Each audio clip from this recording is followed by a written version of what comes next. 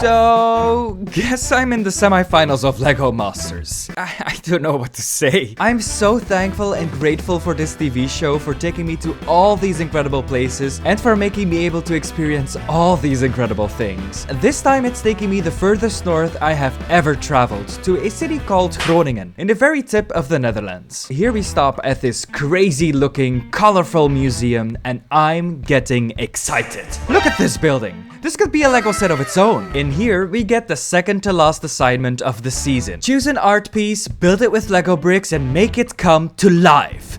Frankenstein style. Well, maybe not that, but it just needs to have a face or a story, maybe some movement, I don't know. Walking through the museum, Delphine and I both saw a lot of pieces that we wanted to build. We both had our favorites, but Delphine wanted to recreate this monstrosity. Don't get me wrong, this chair is gorgeous, but what? How are we gonna build this with Lego bricks? However, after a lot of convincing, no. Okay, I'm in. We decided to go for the chair and turn it into an evil villain. Once I heard her idea, the Disney villain inside of me came through and I just had to accept. I'm sure I will regret this. So we started and immediately ran into problem 1. Stability. Regret. The chair only has one leg, but if we would create that in Lego, it would just... So, we decided to get sneaky and add a couple of legs that we were gonna hide later with tapestry. It was very stressful trying to put this thing together and it even fell one time. Yay, I love stress. But no, we were able to put it together, so it was all okay. Just very fragile, like me. But now it was time for the Tapestry. I somehow was responsible for making the 3 tapestries on top of the chair, and it was so hard. I was struggling with this for a while, but I wasn't struggling alone. Everybody wanted to impress the jury, so we all of course wanted to prove ourselves. So one team was building very fast to go big, the other worked very delicately and was struggling with stability, and the last team's build was just naked. We were all struggling together. So cute!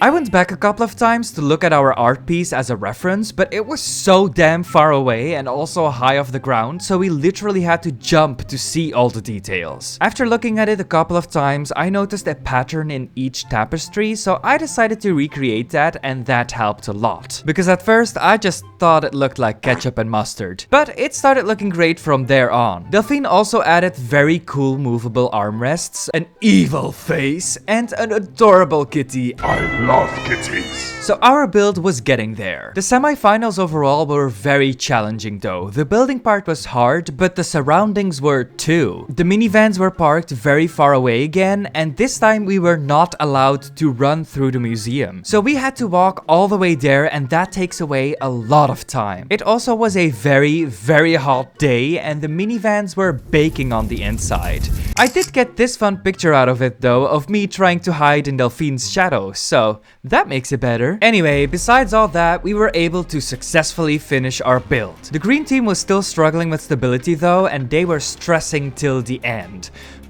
I've been there in episode 5 and I don't wish that for anyone. But by some miracle, right at the last second, it held itself together.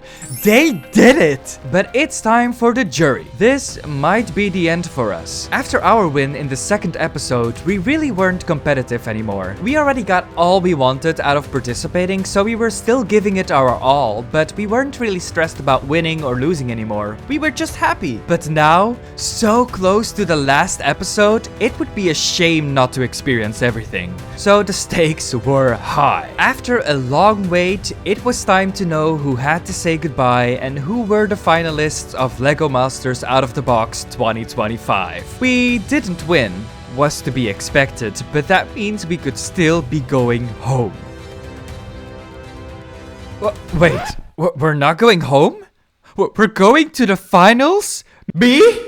There must be a mistake! Again, it was very sad to see one team go. It must feel so sour to just not quite make it to the finale. That must suck. But right after that, we get to hear that the finale is gonna take place in Billund, the hometown of Lego. What? This must be a dream. Someone pinch me. Pinch me! So, Shall we build something?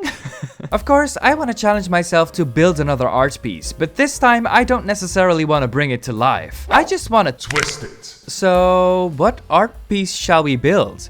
That is an actual hard choice. I scoured the internet for art, looked through hundreds and hundreds of art collections, spent days on the internet to then finally Find it. I'll remake The Creation of Adam by Michelangelo. Yes. This painting is very, very religious, but I'm not gonna do anything with that. I think I'm just gonna twist it into the creation of a minifigure. The tension of minifigure hands almost touching will be so fun. And what better minifig to be created than the most basic, boring, iconic minifig, aka this one. I'm sure I have the parts somewhere. I found the legs quite easily and also this face with a Blank expression that stares into your soul. but I could just not find the red torso. Everything is printed nowadays. I do have this all red minifig, but the hands are also red, so we just gotta perform a quick little surgery and ta-da!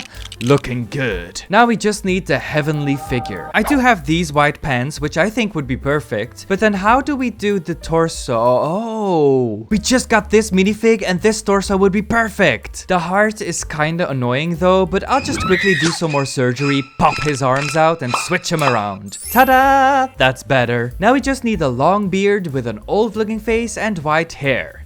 Except I don't have any white hair. Although, I just remembered this completely white minifig. But that hair just doesn't work on him. So, what if we ditch my previous idea, slap a beard onto this one, and it's perfect. Okay, let's move on. In the painting, the divine figure has this entire entourage of faces and is inside of this weird shell or blanket or something I cannot say because there's probably children watching. But I don't care about it that much, so I think I'm gonna turn it into some kind of colorful aura that the figure is inside of. I think that might work. I'll steal one half of the rainbow, smash it to pieces, and use these parts to create an outer part of the aura. And just when the other part of the rainbow thinks they're safe, But they are not. because I'll sneak attack it and use these pieces for a smaller inner part of the aura. I used a headlight brick here and a snot brick here, so now I can just click them together. And if I now hang one of these pieces here and attach the minifig to it,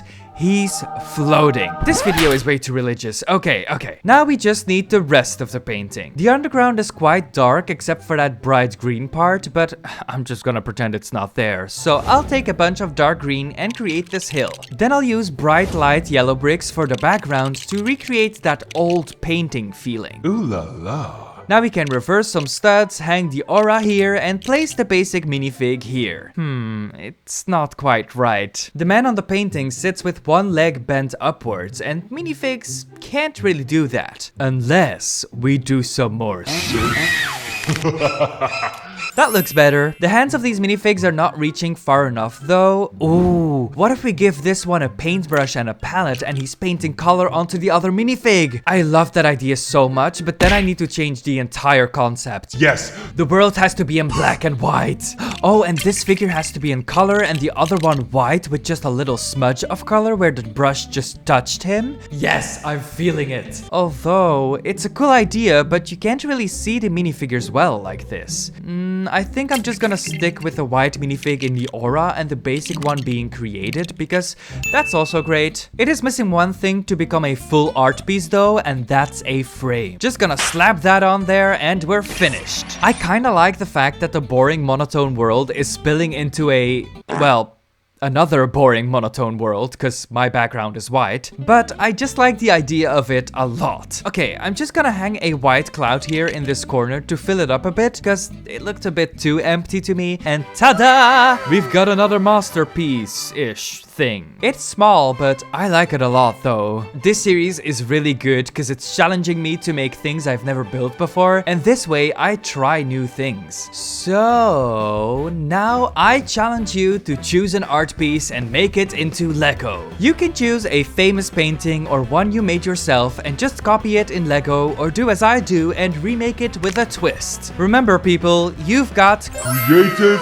freedom. Post your creations on Instagram with the hashtag LittleBuildMasters and tag me, LittleBuildPlanet, in your post and I'll for sure see it. Anyway, we've got one episode left in this series and it's the freaking finale! So click that subscribe button and hit the notification bell so you don't miss it next week. I still can't believe this is happening, but see you in the finale! Bye!